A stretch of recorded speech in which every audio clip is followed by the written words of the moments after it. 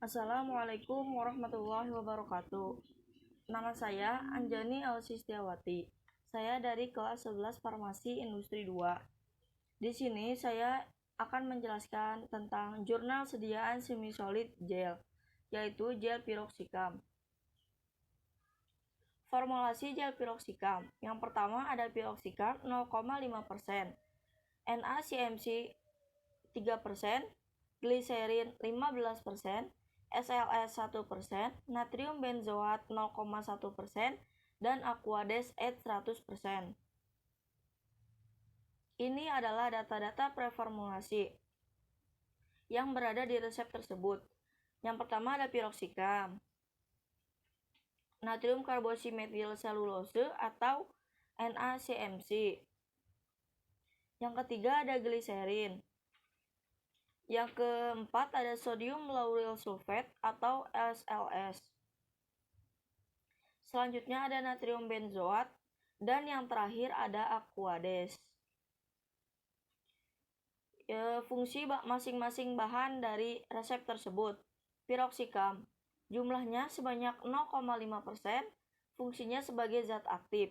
Yang kedua ada NaCMC, jumlahnya 3% sebagai giling agent.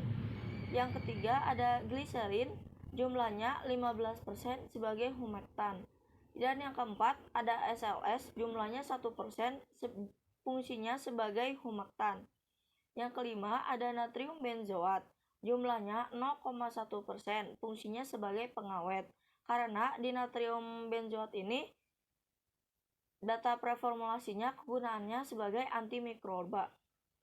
Yang terakhir ada aquades, jumlahnya 80,4%, fungsinya sebagai pelarut atau pembawa.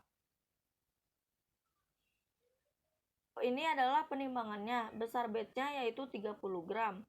Bahannya ada piroxicam 0,15 gram, NaCMC 0,9 gram, gliserin 4,5 gram, SLS 0,3 gram, natrium benzoat 0,03 gram, dan aquades 24,12 ml. Cara pembuatan gel piroxicam. Yang pertama, siapkan alat dan bahan.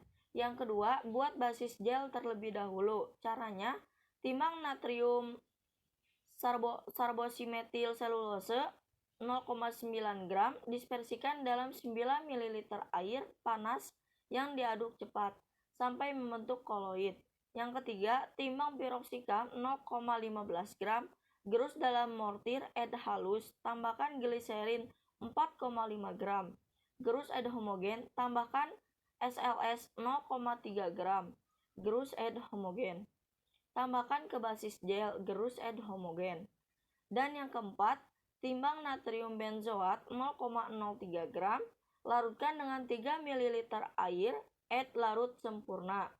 Tambahkan natrium benzoat yang telah dilarutkan ke campuran di atas campuran nomor 4, gerus add homogen. Dan yang terakhir, masukkan ke dalam pot gel, beri label dan etiket, lalu serahkan. Evaluasi sediaan semi-solid gel. Evaluasi fisik sediaan gel meliputi 5 macam uji. Yang pertama ada uji organoleptis, yang kedua ada uji homogenitas, yang ketiga ada uji pH, yang keempat ada uji viskositas, dan yang terakhir ada uji stabilitas. Yang pertama, uji organoleptis. Tujuannya untuk memeriksa kesesuaian antara sediaan yang dibuat dengan spesifikasi yang telah ditentukan selama formulasi. Cara kerjanya, pemeriksaan organoleptik dengan menggunakan panca indera, bau, warna, dan konsistensinya. Persyaratannya, bau, warna, dan konsistensi harus sesuai dengan spesifikasi yang telah ditentukan. Yang kedua, ada uji homogenitas. Tujuannya untuk menjamin distribusi bahan aktif yang homogen. Alatnya kaca orloji atau kaca transparan. Cara kerjanya, ambil sediaan gel secukupnya, taruh di kaca transparan atau kaca arloji, tutup dengan kaca transparan lain dengan sedikit ditekan. Amati lapisan homogen yang terbentuk. Yang persyaratannya, Sediaan dikatakan homogen bila tidak terdapat granul atau bagian yang terpisah dari sediaan yang dioleskan di kaca transparan. Yang selanjutnya ada uji pH. Tujuannya untuk mengetahui pH sediaan sesuai dengan persyaratan yang telah ditentukan. Alatnya yaitu pH meter. Ada gambarnya seperti contoh di bawah ini. Cara kerjanya yang pertama ada kalibrasi pH meter dan yang kedua ada pengujian pH sediaan. Persyaratannya adanya kesesuaian nilai pH sediaan yang diuji dengan nilai pH yang dipersyaratkan.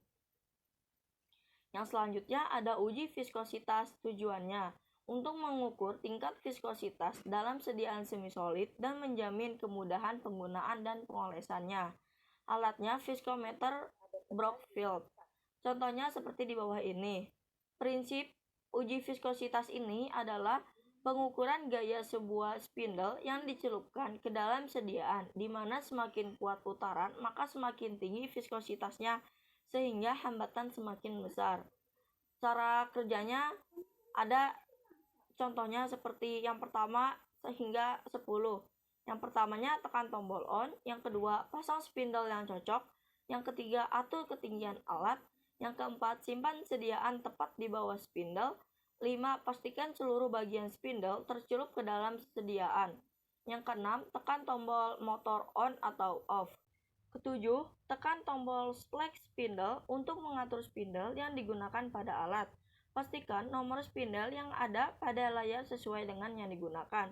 Yang kedelapan, tekan tombol set speed untuk mengatur kecepatan yang digunakan dimulai dari 10, 30, 50, dan 100 rpm secara bergantian. Yang kesembilan, lalu tekan kembali tombol motor on atau off. Nilai viskositas akan muncul pada layar. Yang terakhir ada uji stabilitas atau uji sentrifugasi. Tujuannya untuk melihat stabilitas dari sediaan semisolid yang sudah dibuat berdasarkan formula. Alatnya yaitu alat sentrifugasi. Persyaratannya, sediaan dikatakan stabil apabila tidak terjadi pemisahan. Prinsip uji stabilitas atau sentrifugasi ini adalah pemeriksaan kestabilan sediaan semisolid setelah diberikan pengocokan dengan kecepatan tinggi.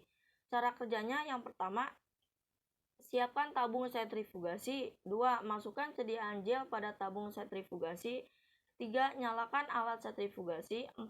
Buka tutup alat, simpan tabung sentrifugasi yang berisi sediaan ke dalam lubang yang tersedia. Yang kelima, tutup kembali alat sentrifugasi.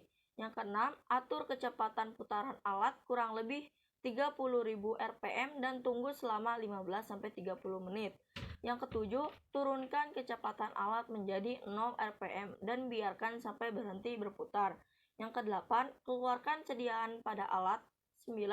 Amati sediaan apakah terjadi pemisahan atau tidak. Cukup sekian dari saya. Mohon maaf bila ada kesalahan karena kesalahan milik saya pribadi dan kebenaran milik Allah Subhanahu wa taala. Wassalamualaikum warahmatullahi wabarakatuh.